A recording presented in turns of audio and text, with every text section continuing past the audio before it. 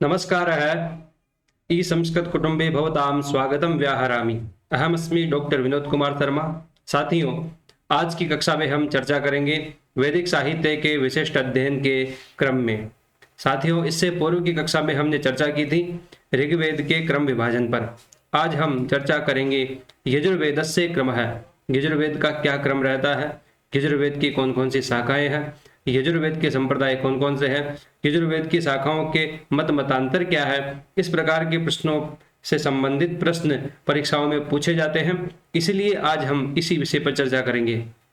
छात्रों, इससे पूर्व की कक्षा में हमने चर्चा की थी कि ऋग्वेद का क्रम क्या है, मंडल क्रम है, अष्टक क्रम है, उनमें कितने मंडल होते हैं, अष्टक कितने होते हैं, उनके वर्ग कितने हैं, सूक्त कितने हैं। इस प्रकार के प्रश्नों से संबंधित हमने चर्चा की थी। अभी हम यजुर्वेद से संबंधित विषय पर चर्चा करेंगे। साथियों, यजुर्वेद एक प्रमुख वेद है जो कि कर्मकांड के विधि विधान का प्रतिपादन करता है। यजुर्वेद कर्मकांड प्रधान वेद है। यजुर्वेद के दो संप्रदाय प्रसिद्ध है। यजुर्वेद की परिभाषा क्या है? गद्यात्मको यजुः। यजुर्वेद गद्यात्मक वेद है, जबकि ऋग्वेद पद्यात्मक वेद है। ये इसको आप ध्यान रख सकते हैं। यजुर्वेद गद्यात्मक वेद है, गद्यात्मक है, जबकि पद्यात्मक वेद कौन सा है? ऋग्वेद को पद्यात्मक वेद कहते हैं। ऋग्वेद है, पद्यात्मक है।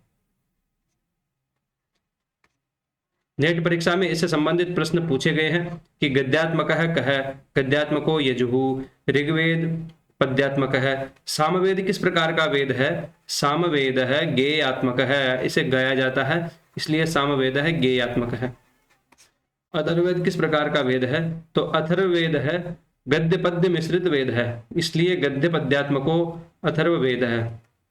अथर्ववेद में सभी प्रकार के मंत्रों का समावेश है, अर्थात इसमें गद्यात्मक मंत्र भी है, पद्यात्मक मंत्र भी है, इसलिए गद्य पद्यात्मको यजुः।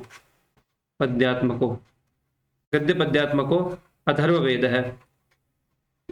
आप इन्हें अवश्य ध्यान में रखें कि कौन सा वेद किस प्रकार का है, किस वेद में किस प्रकार के मंत्रों का समावेश है, गद्यात्मक वेद कौन सा है।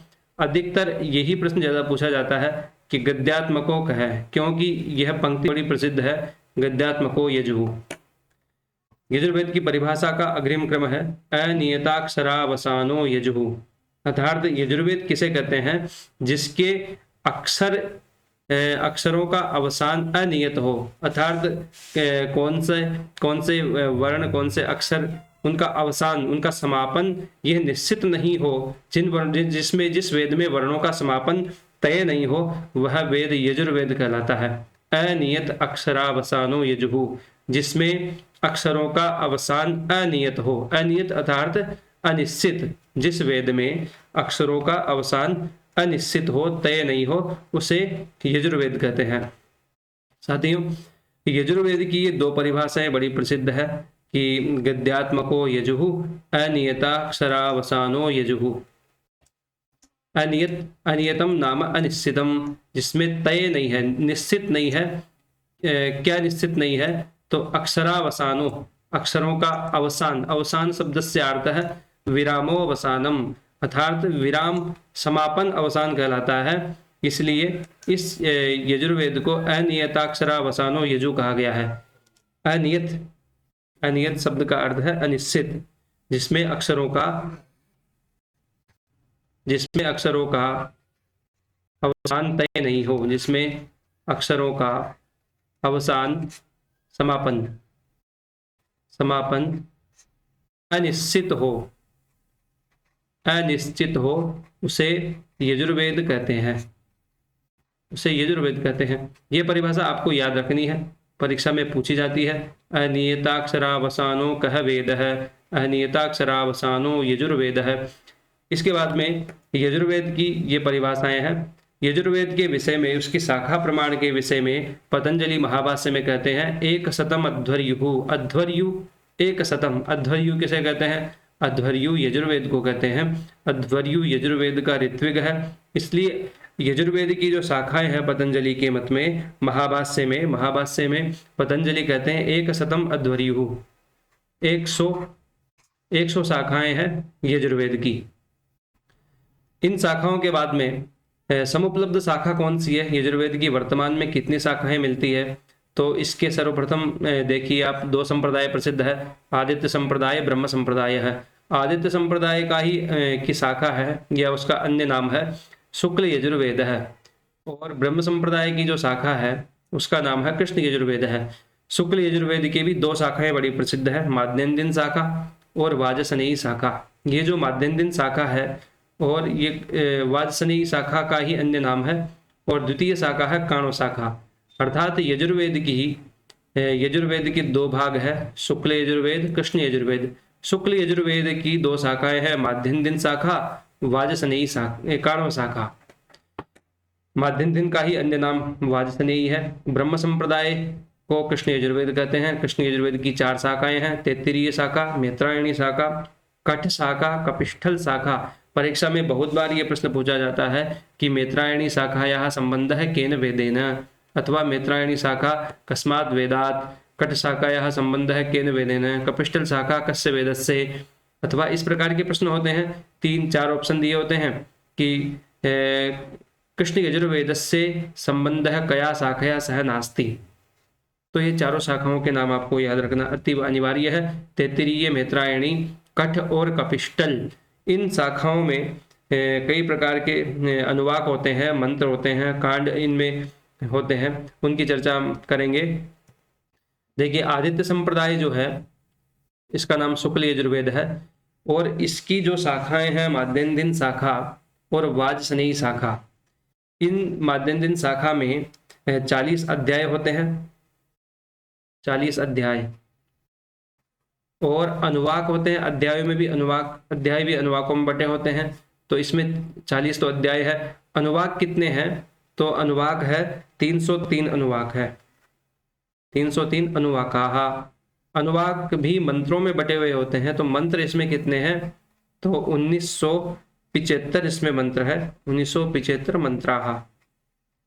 इसी प्रकार ये जो काण्व शाखा है, इस काण्व शाखा में कितने अध्याय है?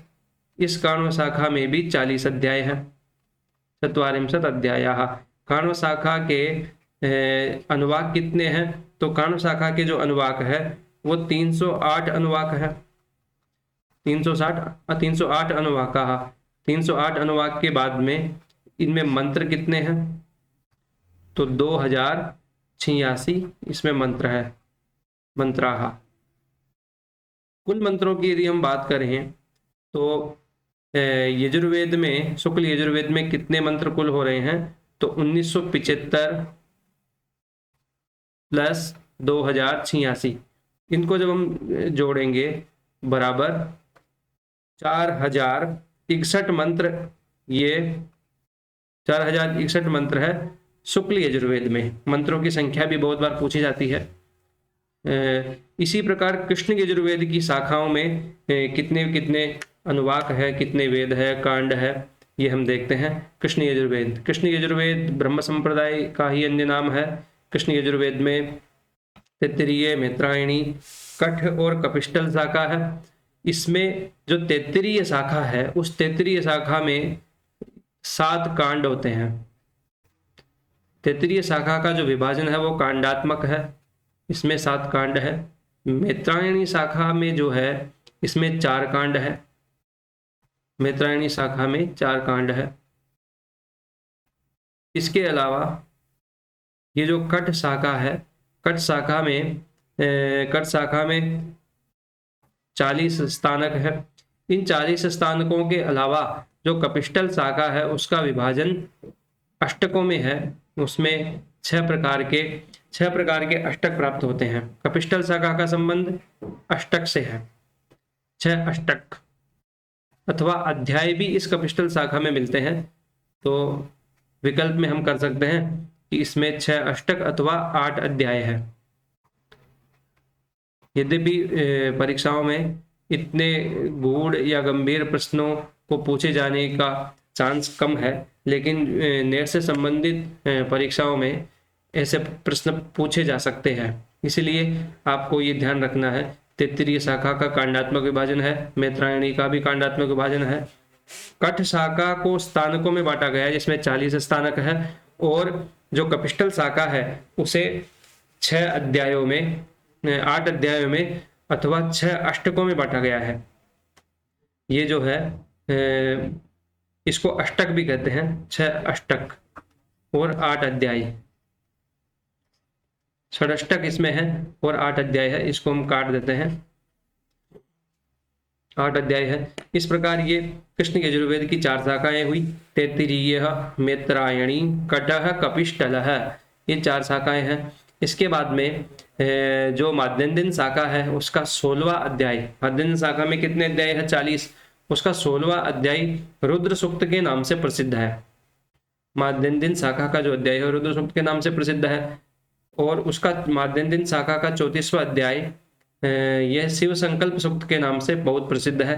और यजुर्वेद के कुछ ब्राह्मण ग्रंथ है, कुछ उनके आरण्यक है, जिनकी चर्चा हम अभी करेंगे। माध्यन्दिन शाखा या संहितायाम 16तमः अध्यायः रुद्र सूक्त है। ये महत्वपूर्ण प्रश्न है, क्योंकि ये परीक्षा में पूछे जा चुके हैं। रुद्र सूक्त है कह अध्याय है, 16तमः अध्याय रुद्र सूक्त है। माध्यन्दिन संहितायाम 34तमो अध्यायः केन नामना प्रसिद्ध है। 34वां अध्याय जो है वह शिव संकल्प के नाम से प्रसिद्ध है। ये भी आपको ध्यान में रखना चाहिए, बहुत महत्वपूर्ण है। शिव संकल्प सूक्त का संबंध है मन से है। शिव संकल्प सूक्त जो है वह माध्यन्दिन शाखा के 34वें अध्याय में प्राप्त होता है। इसके बाद में शुक्ल यजुर्वेद के विभिन्न प्रकार के ब्राह्मण ग्रंथ है, आरण्य ग्रंथ है, उपनिषद ग्रंथ है, उनकी शिक्षाएं हैं। तो यजुर्वेद के जो ब्राह्मण ग्रंथ है, तो शुक्ल यजुर्वेद का ब्राह्मण ग्रंथ है शतपथ ब्राह्मण। शतपथ ब्राह्मण जो है ये बहुत प्रसिद्ध है। शतपथ शब्द का अर्थ है शतम पंथानो यस्से, जिसके 100 पथ 100 मार्ग तय हो उसे शतपथ कहते हैं। शतम पंथानः, शतम पंथानो यस्से, पंथा शब्द का अर्थ होता है मार्ग, पंथानो यस्से। ये जो पंथा शब्द है ये बहुवचन, पंथान है ये बहुवचन है, प्रथमा बहुवचन। शतम पंथानो यस्से, वह शतपथ कहलाता है। शतपथ में 100 अध्याय है, इसके नाम से ही तय है 100 अध्याय। लेकिन शतपथ ब्राह्मण की जो शतपथ ब्राह्मण है ये है शुक्ल यजुर्वेद की दोनों शाखाओं में फैला हुआ है, माध्यन्दिन शाखा में भी, कण्व शाखा में भी। माध्यन्दिन शाखा में 100 अध्याय है और 14 उसमें 14 कांड है 100 अध्याय के अलावा। इसी प्रकार जो काण्व संहिता है, काण्व शाखा है, काण्व शाखा में 104 अध्याय है और 17 उसमें कांड है। इसमें 14 कांड है, कांडाह, और 104 ये अध्याय है। ये हम चर्चा कर रहे हैं शतपथ ब्राह्मण की विषय में। शतपथ ब्राह्मण बहुत सुप्रसिद्ध ब्राह्मण है, 100 उसमें अध्याय है, 14 कांड है। लेकिन वही शतपथ ब्राह्मण जब काण्व शाखा में जब हम जाएंगे तो काण्व शाखा में वहाँ 104 अध्याय है काण्व शाखा, और माध्यन्दिन शाखा में उसमें 100 अध्याय है, इसलिए उसका नाम शतपथ नाम रखा गया। माध्यन्दिन शतम पंथानो यस्से, इसमें जिसके 100 रास्ते हो, 100 मार्ग हो, वह शतपथ कहलाता है। माध्यन्दिन शाखा, 2 प्रकार की शाखाएं हो गई, माध्यन्दिन शाखा, कण्व शाखा। इसके बाद में हम चर्चा करेंगे कृष्ण यजुर्वेद। कृष्ण यजुर्वेद के ये 4 ब्राह्मण हैं, तैत्तिरीय ब्राह्मणम, मैत्रायणी, कठ, कपिष्टलंच। ये 4 प्रकार के इसके ब्राह्मण हैं। हालांकि आपको इनका नाम याद रखना चाहिए, फिर भी इनसे संबंधित प्रश्न प्रायण नहीं पूछे जाते। शतपथ ब्राह्मण से संबंधित प्रश्नों का समावेश होता है। शतपथ ब्राह्मण का वर्ण विषय क्या है? तो शतपथ ब्राह्मण में पूछे जाने वाले जो विषय हैं, शतपथ ब्राह्मण में प्रायण 5 महायज्ञों का समावेश है। शतपथ ब्राह्मणे 5 महायज्ञाः तथा 5 महायज्ञों के अलावा 10 दर्श पौर्णमास यज्ञ भी इसमें है। दर्श पौर्णमास यज्ञ, जो कि दर्श का शब्द का अर्थ होता है अमावस्या और पूर्णिमा, पौर्णमास का अर्थ होता है दर्श पौर्णमास, यानी कि अमावस्या और पूर्णिमा में विधान किए जाने वाले यज्ञ। इन यज्ञों का समावेश भी शतपथ ब्राह्मण में है। दर्श पौर्णमास यज्ञाः। और इसके अलावा पंच महायज्ञ जो कि बहुत ही सुप्रसिद्ध है। पंच महायज्ञों में 5 प्रकार के यज्ञ होते हैं, अतिथि यज्ञ, देव यज्ञ, इंद्रिय यज्ञ, भूत यज्ञ। इन 5 महायज्ञों का वर्णन भी शतपथ ब्राह्मणों का विषय है। इस प्रकार ये पूछा जाता है परीक्षाओं में कि पंच महायज्ञाः कस्मिन् ब्राह्मणे वर्णिताः। पंच महायज्ञाः शतपथ ब्राह्मणे वर्णिताः, 10 पौर्णमास यज्ञाः शतपथ ब्राह्मणे वर्णिताः। इस प्रकार ये यजुर्वेद के ब्राह्मण हुए। इनके अतिरिक्त यजुर्वेद के जो आरण्य ग्रंथ है, आरण्य का अर्थ है अरण्येव पठनत्वाद आरण्यकम इति उच्यते, जिनका संबंध अरण्य में अध्ययन के चलते हैं, अरण्य में वन में ही अध्ययन के कारण ये आरण्य कहलाते हैं। और आरण्य ग्रंथ जो है शुक्ल यजुर्वेद का आरण्य ग्रंथ है बृहदारण्यकम, यह बहुत बृहद है इसलिए इसका नाम बृहदारण्यकम रखा गया। कृष्ण यजुर्वेद का आरण्यक है तैत्तिरीय मैत्रायणी। आपको मैंने पहले बताया था कि जो वेद की शाखाएं हैं उन शाखाओं से संबंधित और मिलते जुलते नाम ही आरण्यकों के होते हैं, ब्राह्मण ग्रंथों के होते हैं और उपनिषद के होते हैं। तैत्तिरीय इसकी शाखा भी है, मैत्रायणी शाखा भी है, इसलिए इसके नाम आरण्यक और तैत्तिरीय है। बृहदारण्यकम यह शुक्ल यजुर्वेद का सुप्रसिद्ध आरण्यक है। यह पूछा जाता है परीक्षा में, बृहदारण्यकम कस्य वेदस्य, शुक्ल यजुर्वेदस्य। बहुत ही महत्वपूर्ण प्रश्न है। आरण्य के बाद में उपनिषद ग्रंथ आते हैं। उपनिषद शब्द का अर्थ है वेदों के निकट ले जाना। उप समीपे, नी और सदलरी धातु है। तो उपनिषद जो है शुक्ल यजुर्वेद के उपनिषद है, ईशावास्य उपनिषद और बृहदारण्यक उपनिषद, ये दोनों ही उपनिषद बहुत महत्वपूर्ण है। ईशावास्य उपनिषद का जो वर्ण विषय है वो है कर्म मीमांसा। ईशावास्य उपनिषद में कर्म मीमांसा का वर्णन है और शतम 100 साल तक जीवित रहते हुए कर्म करते हुए जीवित रहने की इच्छा रखना चाहिए, ऐसा ईशावास्योपनिषद का वचन है। और कर्म मीमांसा के अलावा विद्या अविद्या का विवेचन, अविद्या मृत्युम तीर्थवा अविद्यामृतम अश्नुते, इस प्रकार के वचन ईशावास्योपनिषद के हैं। और ईशावास्योपनिषद में जो मंत्रों की संख्या है वह 18 है, 18 मंत्राः। इनका कर्ता कौन है, इनका रचयिता कौन है, तो याज्ञवल्क्य है रचयिता। याज्ञवल्क्य इसका लेखक या रचयिता कह सकते हैं। पूछे जाने वाले प्रश्न है, याज्ञवल्क्य है। इस प्रकार ये ईशावास्योपनिषद एक बहुत ही महत्वपूर्ण उपनिषद है। ईशावास्योपनिषद के अतिरिक्त जो बृहदारण्यक है, बृहदारण्यक की कुछ पंक्तियां बहुत बार पूछी जाती रही है। तो बृहदारण्यक उपनिषद में कई प्रकार के आख्यान भी है, इसलिए बृहदारण्यक उपनिषद के विषय में प्रश्न पूछे जाते हैं। बृहदारण्यक उपनिषद कस्मिन् वेदे, कस्य वेदस्य उपनिषद बृहदारण्यक उपनिषद, ये पूछे जाते हैं। कृष्ण यजुर्वेद के उपनिषदों की हम यदि चर्चा करें तो कठोपनिषद महत्वपूर्ण उपनिषद है, क्योंकि कठोपनिषद में जो है यम नचिकेता का संवाद बहुत ही सुप्रसिद्ध है। यम नचिकेता, नचिकेता कौन था? नचिकेता उद्दालक का पुत्र था। नचिकेता संवाद, उद्दालक ऋषि का यह पुत्र था। उद्दालक ने यज्ञ किया, विश्वजित यज्ञ। उसके बाद में गायें उन्होंने दान की ब्राह्मणों को। तो गायों दान करने के बाद में नचिकेता ने उनसे प्रश्न किया कि इन दुग्ध दोहा निरिंद्रिया गायों को आप दान करके किस दान करेंगे, तो फिर मुझे किसे दान करेंगे? तब नचिकेता को यम को दान दे दिया जाता है। मृत्यु को उसका पिता उसे सौंप देते हैं। उसके बाद में वह मृत्युलोक चला जाता है और यम और नचिकेता का संवाद होता है और वह 3 वर उससे मांगता है। 3 वर नचिकेता के सुप्रसिद्ध है।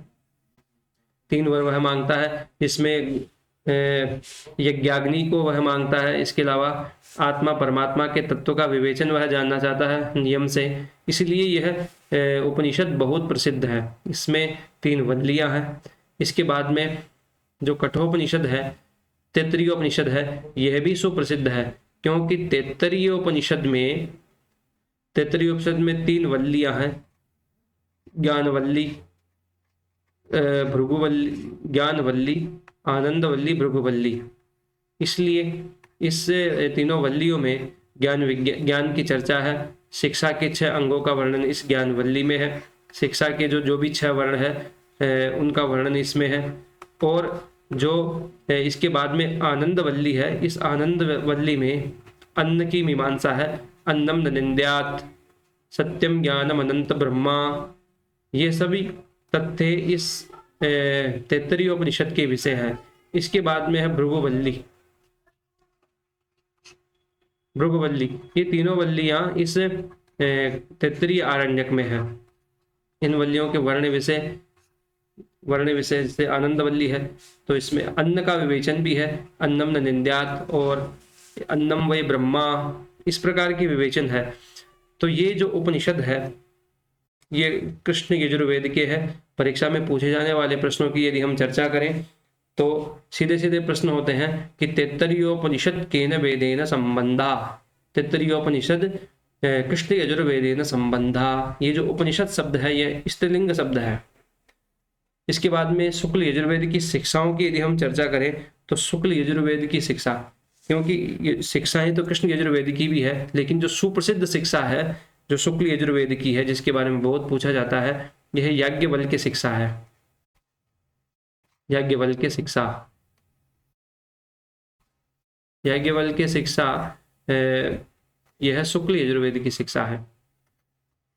कृष्ण यजुर्वेद की बहुत सारी शिक्षाएं हैं, उन्हें भी उनका भी अध्ययन किया जाना आवश्यक है, लेकिन प्रायण परीक्षा में जो पूछा जाना है वह शुक्ल यजुर्वेद की शिक्षा के बारे में पूछा जाता है। इसलिए याज्ञवल्क्य की जो शिक्षा है वह सुप्रसिद्ध है, याज्ञवल्क्य शिक्षा। याज्ञवल्क्य शिक्षा के बाद में जो यजुर्वेद के स्रोत सूत्र है वो भी शुक्ल यजुर्वेद के बहुत प्रसिद्ध है। शुक्ल यजुर्वेद के, इसलिए शुक्ल यजुर्वेद के आपको ध्यान में रखने चाहिए। शुक्ल यजुर्वेद है, शुक्ल यजुर्वेद के जो स्रोत सूत्र है उनमें 2 स्रोत सूत्रों का नाम बहुत प्रसिद्ध है, पारस्कर स्रोत सूत्र और कात्यायन स्रोत सूत्र। इनमें भी पारस्कर बहुत प्रसिद्ध है, पारस्कर स्रोत सूत्र पारस्कर है, इसलिए ये पारस्कर आपको ध्यान रखना चाहिए। पारस्कर है, कात्यायन है। इस प्रकार स्रोत सूत्रों के अनंतर जो है वह ग्राह्य सूत्र, ग्राह्य सूत्रों का वर्ण विषय संस्कारों का संपादन है। ग्राह्य सूत्रों में भी शुक्ल यजुर्वेद के ही ग्राह्य सूत्र प्रसिद्ध है। शुक्ल यजुर्वेद के ये दोनों ग्राह्य सूत्र है, कात्यायन और पारस्कर। स्रोत सूत्र भी वही है और ग्राह्य सूत्र भी वही है, शुक्ल यजुर्वेद है। 2 इसके ग्राह्य सूत्र है, कात्यायन है, कात्यायन और पारस्कर। इसके बाद में ग्राह्य सूत्रों के बाद में जो है स्थूल सूत्रों का, धर्म सूत्रों का समावेश होता है। धर्म सूत्र भी शुक्ल यजुर्वेद के बहुत प्रसिद्ध है। 2 स्थूल सूत्र है, 2 धर्म सूत्र है, वो है शुक्ल यजुर्वेद के। उनका नाम हारीत धर्म सूत्र और शंख धर्म सूत्र, ये दोनों यजुर्वेद के 2 धर्म सूत्र हैं, प्रसिद्ध है। हारीत धर्म सूत्रम और शंख धर्म सूत्रम, इन दोनों का नाम याद रखना अत्यावश्यक है। धर्म सूत्रों के बाद में जो शूल्व सूत्र है, शूल्व सूत्र है कात्यायन शूल्व सूत्र। यह किसका है? तो यह शुक्ल यजुर्वेद का है, क्योंकि शुक्ल यजुर्वेद के शूल्व सूत्रों, धर्म सूत्रों, ग्राह्य सूत्रों, स्रोत सूत्रों के विषय में परीक्षा में पूछा जाता है, इसलिए इसी के बारे में आपको अधिक ध्यान देना आवश्यक है। इसका शूल्व सूत्र है कात्यायन। कृष्ण यजुर्वेद के जो सूत्र है वो बहुत ज़्यादा है, प्रायण परीक्षा में नहीं पूछे जाते हैं, इसलिए इस शुक्ल यजुर्वेद के ही सूत्रों को आप याद रख सकते हैं। इसके बाद में शूल्व सूत्रों के बाद में जो है इस प्रकार ये वेदों का वर्ण विषय है। यजुर्वेद का ये विभाजन क्रम था। इसके अंदर हमने देखा कि शुक्ल यजुर्वेद के 2 भाग प्राप्त होते हैं, कृष्ण यजुर्वेद, शुक्ल यजुर्वेद। शुक्ल यजुर्वेद का ही नाम आदित्य संप्रदाय है, कृष्ण यजुर्वेद का ही अन्य नाम ब्रह्म संप्रदाय है। शुक्ल यजुर्वेद की 2 शाखाएं हैं, माध्यन्दिन शाखा, काण्व शाखा। कृष्ण यजुर्वेद की 4 शाखाएं हैं, तैत्तिरीय, मैत्रायणी, कठोर, कपिष्टल। इन शाखाओं में विभिन्न प्रकार के अध्याय है, कांड है, अष्टक है और जो वाजसनेयी शाखा और काणव शाखा है उसका विभाजन भी अध्यायों में है, और इनके विभिन्न प्रकार के धर्म सूत्र होते हैं, सुलभ सूत्र होते हैं, ग्राह्य सूत्र होते हैं, स्रोत सूत्र होते हैं। इनकी उपनिषद जो है बृहदारण्यक उपनिषद प्रसिद्ध है और शतपथ ब्राह्मण प्रसिद्ध है। उपनिषदों की अगर बात करें तो बृहदारण्यक उपनिषद, ईशावास्य उपनिषद ये शुक्ल यजुर्वेद के हैं।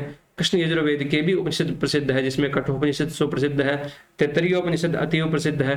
इसलिए शुक्ल यजुर्वेद का परीक्षा की दृष्टि से विशेष रूप से महत्व है, क्योंकि इससे संबंधित प्रश्नों का समावेश बहुत परीक्षाओं में होता है। इसलिए जो छात्र यूजीसी नेट की तैयारी कर रहे हैं उनके लिए शुक्ल यजुर्वेद के इस विषय का अध्ययन किया जाना अत्यावश्यक है, क्योंकि वैदिक वाङ्मय के कई सारे प्रश्न परीक्षाओं में होते हैं। इसलिए यदि आप इससे संबंधित प्रश्नों का अध्ययन और उनका अभ्यास करना चाहें तो हमारे ई संस्कृत कुटुंब के मोबाइल एप्लीकेशन को डाउनलोड करके वहां आप निःशुल्क अभ्यास कर सकते हैं। धन्यवादः। जयतु संस्कृतम, जयतु भारतम।